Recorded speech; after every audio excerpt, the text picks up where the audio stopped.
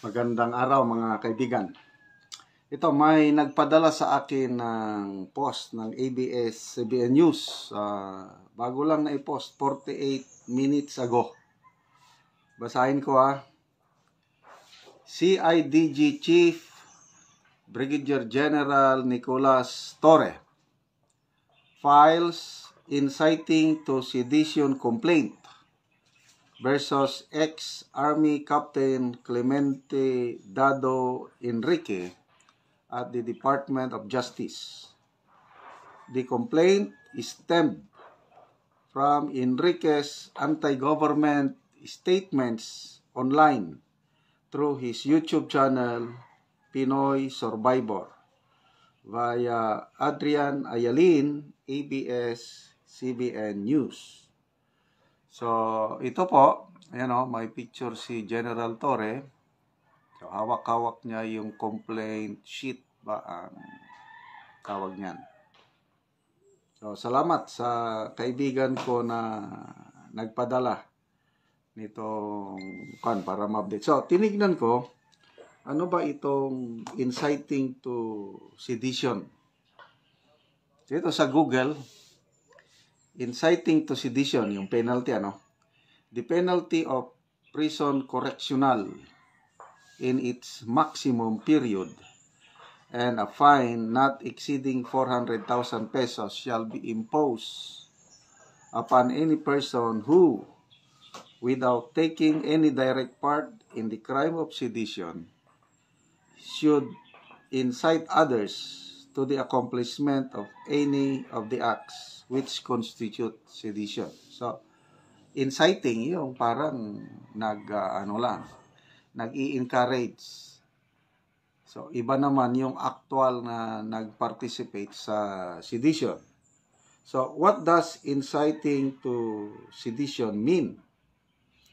Sedition is the illegal act of inciting people to resist or rebel against the government in power.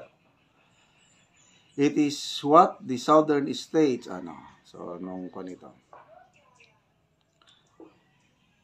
What does committing inciting to sedition means? The incitement to commit sedition may be done through speeches, writings, drama, or emblems. While the crime of rebellion has been characterized by the Supreme Court in several cases as a political crime, the court said that sedition may or may not be of a political stature. So, yun po ang inciting to sedition. What is the penalty to inciting to sedition? Ito na nga, yung binasa ko na kanina, prison correctional. So, dito sa Pilipinas, ang sedition is nakapaloob sa provisions of revised penal code, Article 139. Sedition is a crime committed by the persons who rise publicly and tumultuously in order to attain by force, intimidation, or other means outside legal methods any of the following. So, ayan po ang update. So, kay Pinoy Survivor, Captain Enrique Dado, yun na nga, nagsimula lang siya as vlogger, mga mag 2 years na siguro. Ang una niyang is more on yung personal experiences niya sa military. Scout Ranger trained, hindi lang Philippine Army na Scout Ranger, pati na rin yung US Army Ranger Corps. Yan ang natapos ni Captain Enrique Dado. Siya po ang baron ng PMA Class of 83. Ang baron, yun yung pinakamataas, yung highest ranking cadet ng PMA Class of 83. Siya po yung commander, corps commander, yung nagkukuman kung nakapanood kayo ng parada ng kadete every Saturday. Yung pinakamataas na kadete na nagbibigay ng command, nagdadala ng parada, yun po ang baron. Okay, so bakit maagang umalis sa serbisyo si Captain Enrique Dado? Hindi siya retired, hindi siya resign, basta lang, resign pala. Ito, dahil sa prinsipyo, bakit siya maagang umalis sa serbisyo?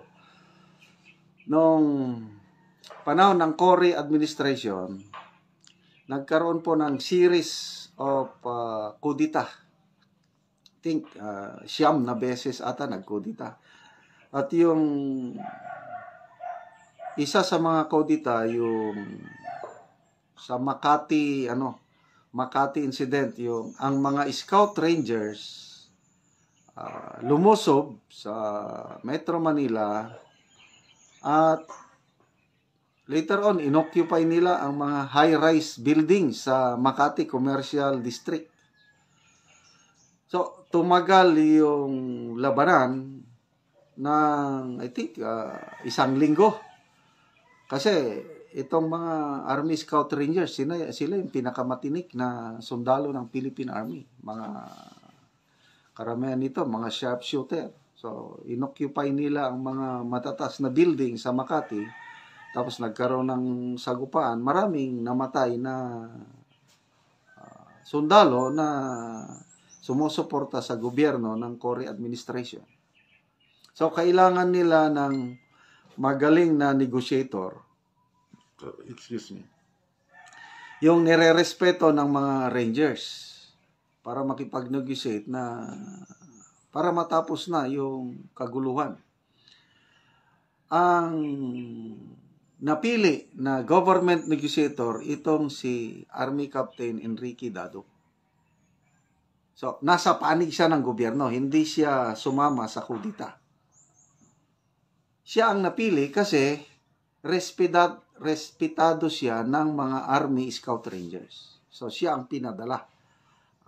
Ang Chief of Staff noon, if I'm not mistaken, si General Arturo Enrile. So, yun. Gumalaw si Captain Enrique Dado at nagtagumpay siya sa kanyang misyon. Nakumbinsi niya ang mga Army Scout Rangers na itigil na ang putukan.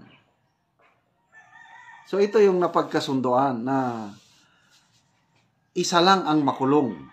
Yun lang regimental commander. Yung pinakamataas, Colonel, if I'm not mistaken, is Colonel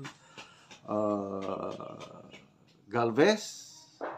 Hindi ko na ma-sure, basta dapat ang makulong lang yung pinakamataas na commander, regimental commander ng Army Scout Regiment, Scout Ranger Regiment. All the rest, wala nang hindi na sila makakasuhan, hindi na matatanggal. So, inako lahat ng regimental commander yung kasalanan. So, yun ang usapan. So, pumayag ang lahat.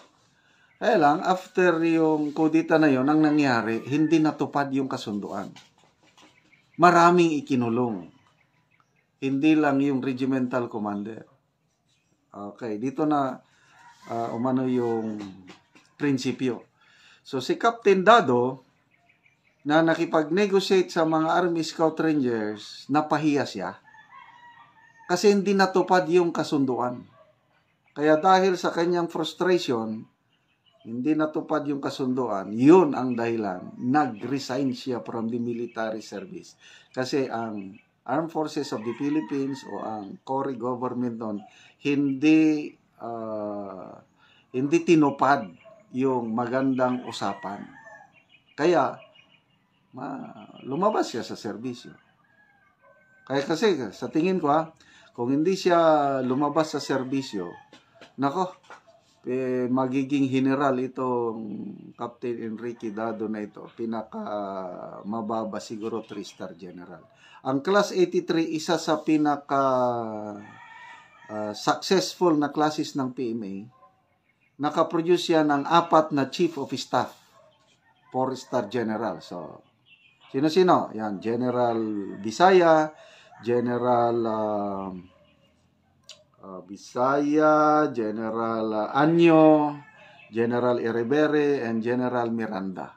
So again, ang dami ring general sa klase nila. Yun po, ang class 83 na ang baron, ang pinakaastig na kadete is si Cadet Enrique Dado. So ito na, napailan na siya ng kaso. Tingnan natin, dadaan pa naman yan sa due process. Tingnan natin kung ano ang mangyayari.